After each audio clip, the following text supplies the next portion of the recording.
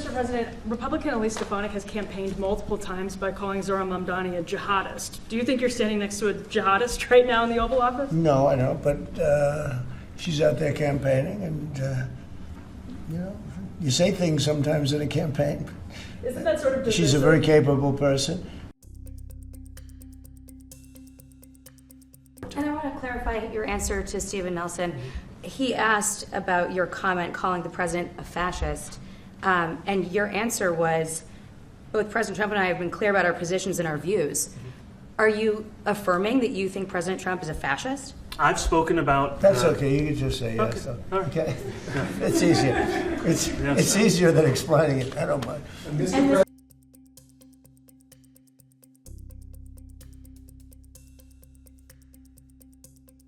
I've got a question for you and then also one for the mayor-elect. For you, you've referred to Mr. Mamdani as a communist. Could you describe why you feel that way? And also, will you do anything to stop him from arresting Prime Minister Netanyahu if he visits New York? Well, we didn't discuss your second part of the question, and on your first part, I mean, he's got views that are a little out there, but who knows? I mean, we're going to see what works, or he's going to change also. We all change. I changed a lot. From when I first came to office. It's now quite a while ago. It's quite a while. My first term was great. We had the greatest economy in the history of our country. We're doing even better now. We're doing much better now than we did even the first term. And I can tell you some of my views have changed. And we had discussions on some things. I'm not going to discuss what they were, but that I feel very confident that he can do a very good job. I think he's going to be. I think he is going to surprise some conservative people, actually, and some very liberal people. He won't surprise them because they already like him. And for Mr. Mamdani, it sounds like you had a productive discussion, but just days ago you referred to President Trump as a despot who had betrayed the country. You said you'd be his worst nightmare and accused him of having a fascist agenda.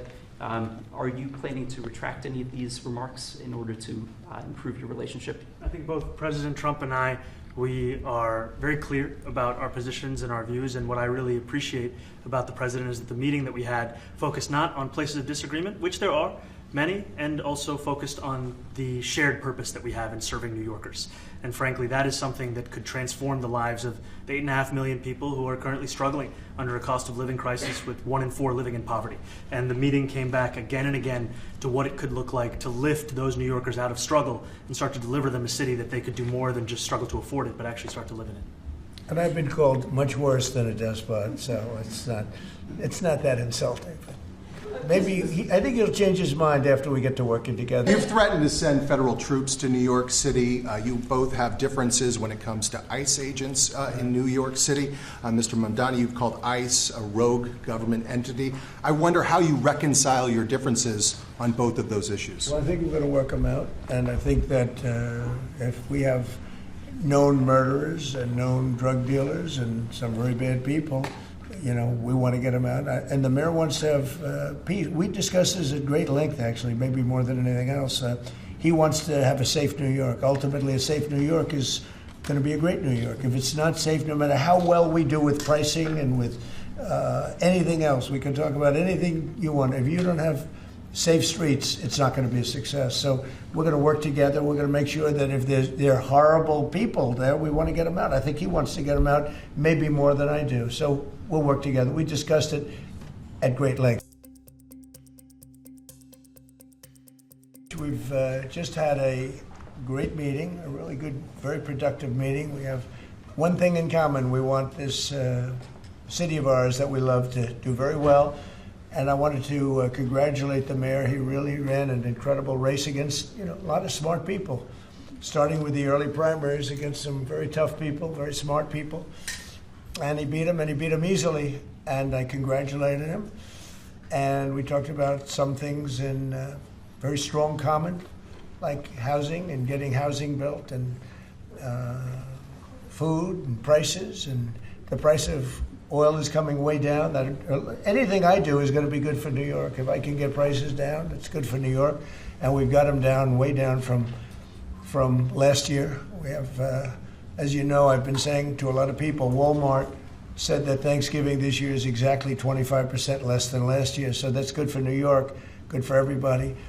But I just want to congratulate. I think you're going to have hopefully a really great mayor. The better he does, the happier I am, I will say. There's no difference in party. There's no difference in anything. And we're going to be helping him to make everybody's dream come true, having a strong and very safe New York. And congratulations, Mr. Mayor. Thank you, Mr. President. Thank you. I appreciate it. Please. I appreciated the meeting with the president, and as he said, it was a productive meeting focused on a place of shared admiration and love, which is New York City, and the need to deliver affordability to New Yorkers, the 8.5 million people who call our city their home, who are struggling to afford life in the most expensive city in the United States of America.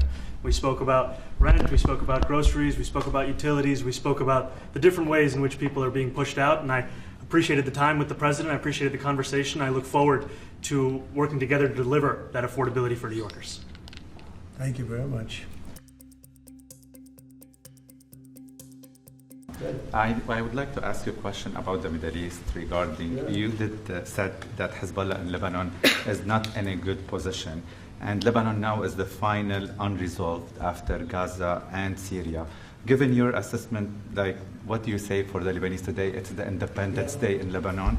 And what is your next move to push toward disarmament, the disarmament of Hezbollah? Well, we are pushing for total disarmament of Hamas and, frankly, everybody else. And we actually have peace in the Middle East. As you know, the King of Saudi Arabia just left yesterday.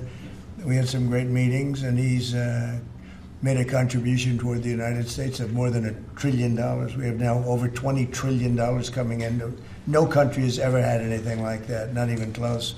If you go to 2 trillion or 1 trillion, it's a lot. We have 20 or $21 trillion.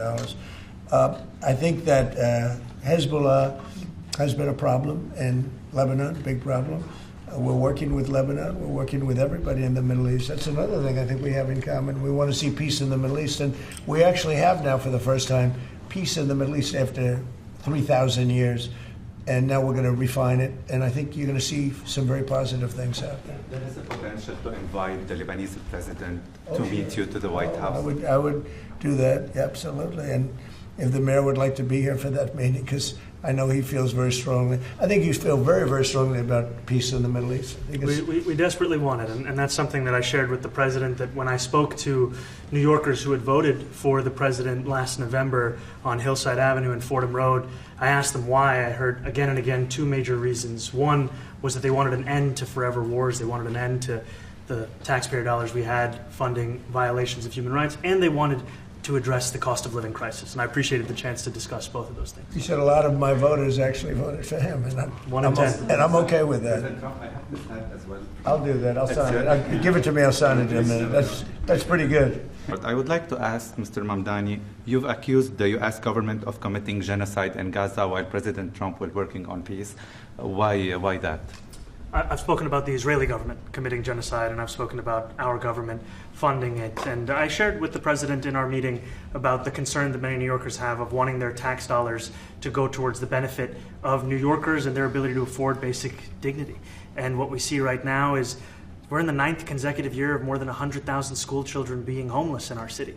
And there's a desperate need not only for the following of human rights, but also the following through on the promises we've made New Yorkers. And I appreciated the meeting we had and the work that we can do. Do you agree that President Trump did do a peace and he worked hard to make the peace? Because he worked hard to do the peace in the Middle East and everywhere.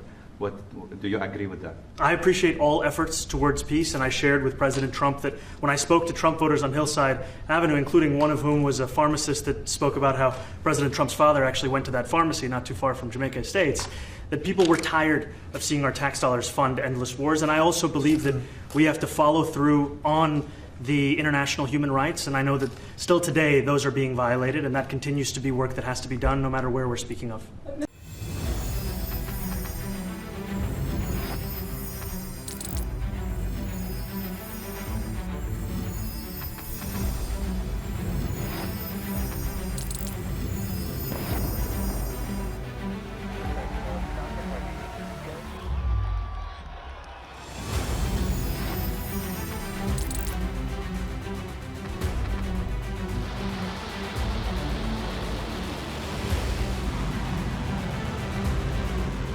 Fighting so long and so hard that they don't know what the they're doing.